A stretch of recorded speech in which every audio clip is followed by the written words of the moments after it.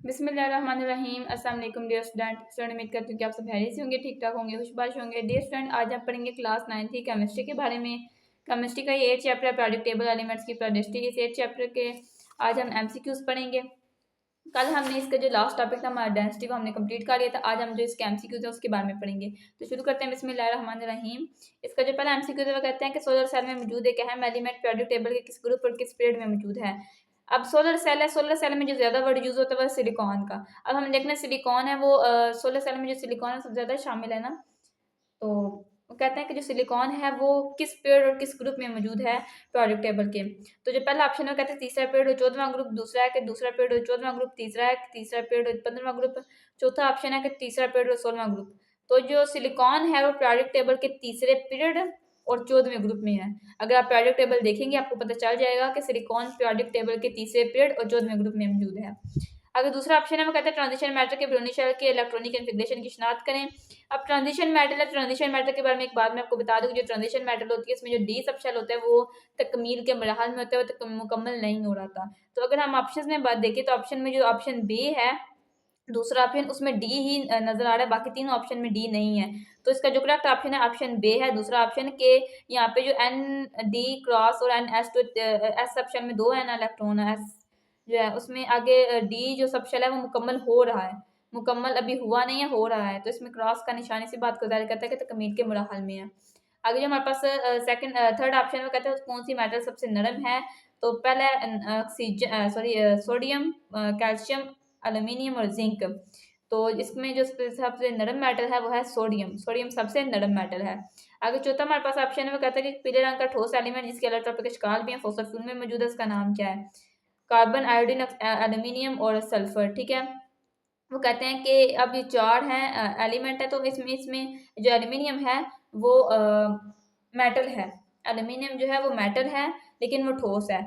तो ये carbon, iodine और एल्यूमिनियम ये तीनों ठोस हैं, ठोस एलिमेंट हैं।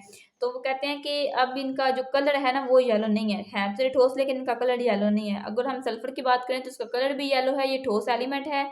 इसके एलोट्रोपिक इश्काल भी हैं, रोम्बो और रोम्बिक और मोनोक्लिनिक, और ये फॉस्फर फ्यूल में मौजूद है। तो इसका जो करेक्ट ऑप्शन है वो है ऑप्शन दाल, सल्फर। आगे फाइव हमारे पास ऑप्शन में कहते हैं नाइट्रोजन का अपने ब्रोनी शेल में कितने इलेक्ट्रॉन हासिल कर सकते हैं। पहला है 2, 3, 4 या 5। तो नाइट्रोजन अपने ब्रोनी शेल में 3 इलेक्ट्रॉन हासिल कर सकते हैं। अब कैसे कर सकते हैं। नाइट्रोजन का जो एटॉमिक मास होता है ना वो 14 होता है, और एटॉमिक नंबर जो होता है, मास नंबर इसका 14 होता है और एटॉमिक नंबर इसका 7 होता है। अब इसमें 7 इलेक्ट्रॉन और 7 ही प्रोटॉन होंगे।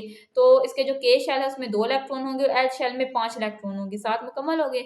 लेकिन इसको जो एल शेल में अपना ऑक्टेट मुकम्मल करना है तो इसको 3 मजीद इलेक्ट्रॉन चाहिए, तब जाके इसका ऑक्टेट में 8 इलेक्ट्रॉन इसके मुकम्मल हो जाएंगे, इसका ऑक्टेट मुकम्मल हो जाएगा। तो इसको अपना ब्रोनी शेल मुकम्मल करने के लिए 3 इलेक्ट्रॉन की जरूरत है, 3 इलेक्ट्रॉन इसको चाहिए।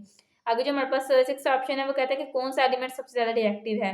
ऑक्सीजन, क्लोरीन, फ्लोरीन और नाइट्रोजन। तो सबसे ज्यादा जो रिएक्टिव एलिमेंट है वह है फ्लोरीन, क्योंकि ये सबसे ज्यादा इलेक्ट्रॉन नेगेटिव एलिमेंट है और सबसे ज्यादा रिएक्टिव एलिमेंट है। अगले पेज पे हम आए तो जो हमारे पास सेवंथ ऑप्शन है वो कहता है कौन सा एलिमेंट है जिसके मेल्टिंग पॉइंट सबसे ज्यादा है। पोटाश सोडियम, कैल्शियम, रुबीडियम और सीजियम। तो इसमें जो सबसे ज्यादा मेल्टिंग पॉइंट जिसके सबसे ज्यादा है वो है सोडियम। सोडियम के मेल्टिंग पॉइंट सबसे ज्यादा है। आगे एट ऑप्शन है वो कहते हैं दूसरे ग्रुप में मेटालिक ऑर्डर कैसे तब्दील होता है। अब यहाँ पे मेटालिक ऑर्डर की जो कि मेटालिक कैरेक्टर की जिसके बारे में हमने पीछे पढ़ा, मेटालिक कैरेक्टर जो अपने ब्रोनी शेल में इलेक्ट्रॉन खारिज करने की काबिलियत हो, जिसके ब्रोनी शेल में इलेक्ट्रॉन खारिज करने की जो है काबिलियत। अब जो मेटालिक ऑर्डर है जिसके जिसके बारे में हमने पढ़ा है कि जो जिसमें इलेक्ट्रॉन खो देने की यानी काबिलियत हो, ठीक है, जो अब इलेक्ट्रॉन आसानी से खो देते हैं, मेटालिक ऑर्डर यानी कि मेटालिक रिएक्टर जिन्हें कहते हैं। और अगर हम ग्रुप में बात करें, ग्रुप में ऊपर से नीचे अगर हम आए तो मेटालिक रिएक्टर रिएक्टिविटी वो बढ़ती है। अब यहाँ पे दूसरा ग्रुप उन्होंने हमें दिया हुआ, तो कह रहे हैं इसमें मेटालिक ऑर्डर कैसे तब्दील होता है। अगर हम पीरियोडिक टेबल में आकर देखें, पीरियोडिक टेबल में दूसरे ग्रुप को देखें, हाँ जी दूसरा ग्रुप है हमारे पास बेरिलियम, मैग्नीशियम, सीजियम, स्ट्रोंशियम और बेरिलियम, ये नीचे आ रहे। तो कहते हैं कि इनमें जो है अगर हम मैग्नीशियम की बात करें, ये जो दूसरे ग्रुप के जो एलिमेंट हैं, अगर ग्रुप में हम ऊपर से नीचे आए तो साइज में इजाफे की वजह से ये एलिमेंट आसानी से अपने जो ब्रोनी शेल में इलेक्ट्रॉन खारिज कर देते हैं, ठीक है। तो जिसकी वजह से इनमें जो है मैग्नीशियम ये जो है ग्रुप में ऊपर से नीचे जो मेटालिक रिएक्टर रिएक्टिविटी होती है वो बतदरीज बढ़ती है, ठीक है। हमने मेटालिक रिएक्टर में भी पढ़ा था कि आयनाइजेशन एनर्जी की वैल्यू कम हो तो इसमें जो है इलेक्ट्रॉन खो देने की वजह से ये ग्रुप में ऊपर से नीचे इनकी मेटालिक रिएक्टर और रिएक्टिविटी में इनकी बढ़ती है। अगर हम मैग्नीशियम की बात करें, जो मैग्नीशियम है ये सबसे कम मेटालिक रिएक्टर है, उससे ज़्यादा कैल्शियम है, फिर उससे ज़्यादा स्ट्रोंशियम है, फिर उससे ज़्यादा बेरिलियम है, ठीक है। और अगर हम उसको उल्ट करें तो सबसे ज़्यादा बेरिलियम, उससे कम जो है स्ट्रोंशियम, फिर उससे कम कैल्शियम, फिर उससे कम मैग्नीशियम, ठीक है। अब हम ऑप्शंस में जाकर देखते हैं इसको।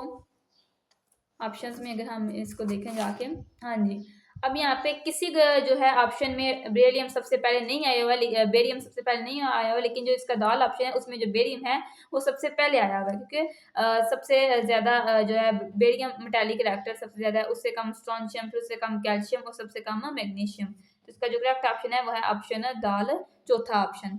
आगे हम 9वें ऑप्शन की बात करें, कहते हैं ज़ैन में कौन सा order oxygen, fluorine, nitrogen atomic radius के बारे में सही है।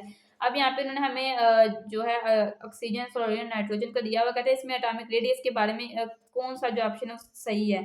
और इसके में भी अगर हम प्रोडक्ट टेबल में आए, प्रोडक्ट टेबल में आकर अगर हम देखें इसको, हाँ जी, ये प्रोडक्ट टेबल है। इसमें ये देखिए नाइट्रोजन, ऑक्सीजन और फ्लोरीन है। तो अगर हम इसमें एटॉमिक रेडियस की बात करें, जो अगर हम पीरियड में बाएं से दाएं जाना पाएं तो एटॉमिक रेडियस कम होता है। तो जो नाइट्रोजन है ये कम जो है एटॉमिक रेडियस का, यानी कि कम है इसका, सॉरी सबसे ज़्यादा नाइट्रोजन का, उससे कम फ्लोरीन का, फिर उससे कम ऑक्सीजन का, उससे कम फ्लोरीन का।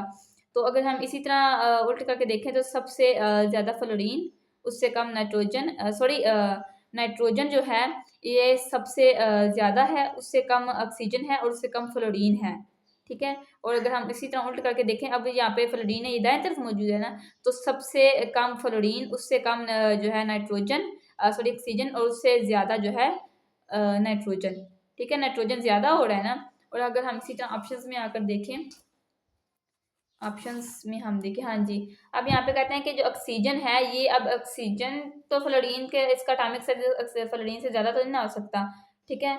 तो अब यहाँ पे फ्लोरीन है सबसे का, इसका एटॉमिक साइज जो है ऑक्सीजन से कम है, और ऑक्सीजन का नाइट्रोजन से कम है एटॉमिक साइज, ठीक है। ये जो इसका करेक्ट ऑप्शन है वो है ऑप्शन थर्ड, जी ऑप्शन इसका करेक्ट है। आगे 10 जो हमारा ऑप्शन है, कहता है कि जिस एलिमेंट का आयनाइजेशन एनर्जी, इलेक्ट्रॉन एफिनिटी दोनों कम होंगी, इसका ताल्लुक किस ग्रुप से होगा। तो ग्रुप 1, ग्रुप 13, ग्रुप 16 और ग्रुप 17।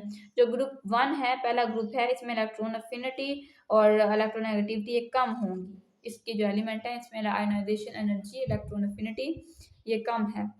ओके स्टूडेंट, तो आज का हमारा टॉपिक था चैप्टर 8 के एमसीक्यूज। आई होप सो को जो मैंने भी आप लोगों को समझाया आप लोगों को समझ आ गई होगी। दुआओं में याद रखिएगा। मिलते हैं नेक्स्ट वीडियो में, तब तक के लिए अल्लाह हाफिज़।